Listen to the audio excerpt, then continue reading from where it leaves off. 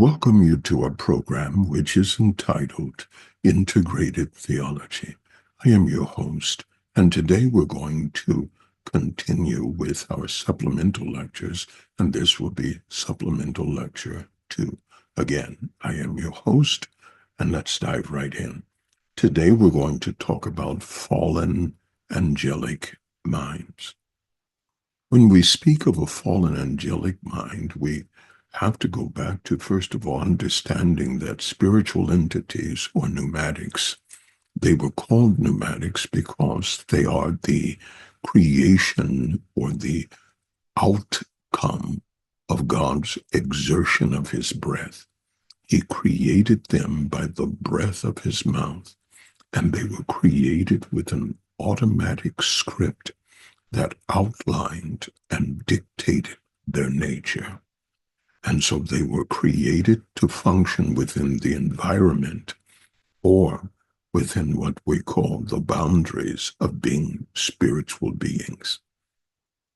And so fallen angels think expressly the same way. The way that they were created to know by virtue of them being living, intelligent beings. Understanding, because that understanding was programmed within them.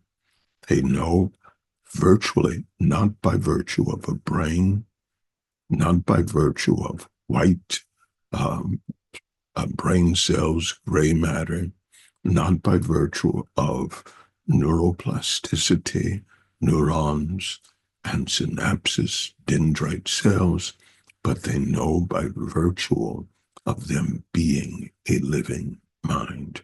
So when we speak of fallen angels and their thought processes, we have to understand that there was a transition in which they went through.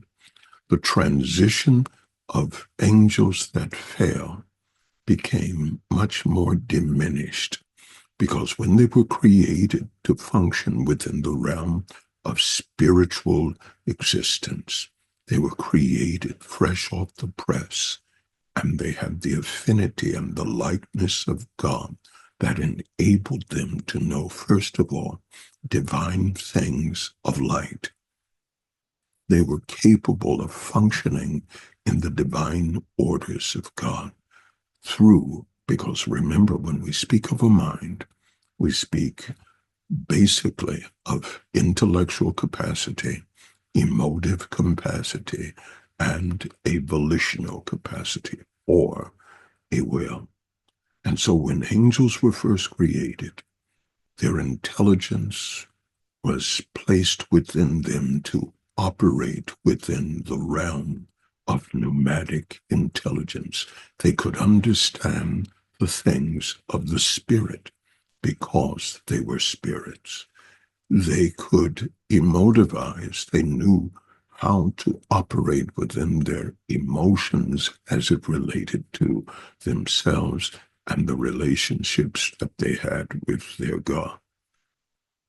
They understood that their will was compatible with the will of God because they were created as ministering spirits, a flame of fire. And so they thought basically within the same intelligent perspective of God.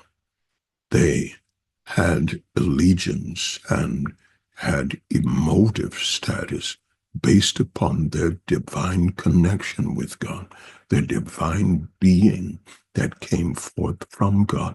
And so they loved him, they were devoted to him, and they were devoted to those things that basically were the offshoots of the boundaries in which they were created, or a spiritual realm, spiritual dimensions.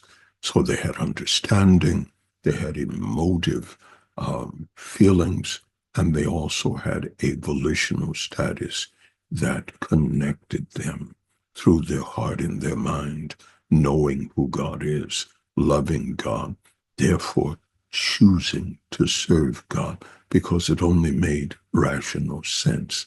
He was their creator. He was God above all, the creator one who knew all things. But when fallen angels fell, these beings then lost sight of a greater intellectual prowess in the spirit realm. And that's why they could not understand about the seed of the woman. They felt if they could destroy mankind through the pollution of the human race, then God would not be able to unleash the seed of the woman that would destroy the work of Satan himself. They lost their understanding.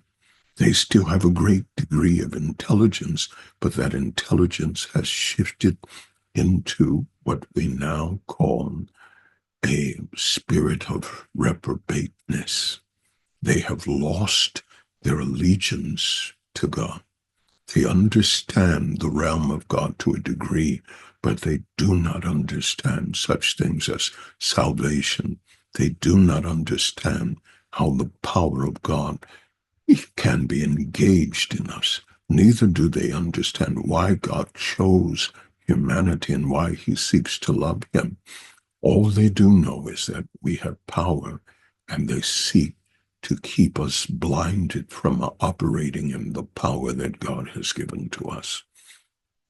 And so when we consider angelic minds that have fallen, they have lost a degree of their intelligence. They've lost much of a degree of their emotive devotion to God.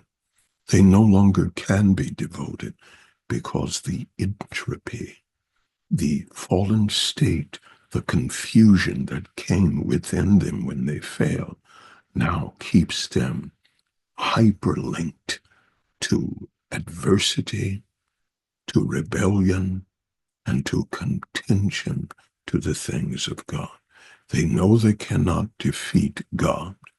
They know they cannot defeat the Logos.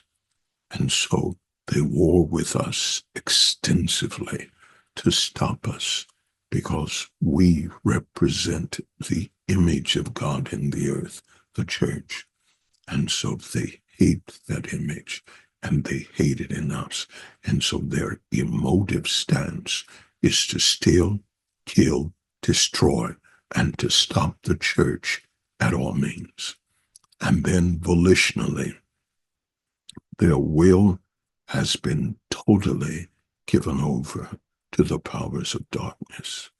They choose to, and when they made their choice, they became actualized in a state that was antagonistic, that was rebellious, and that was at enmity with God.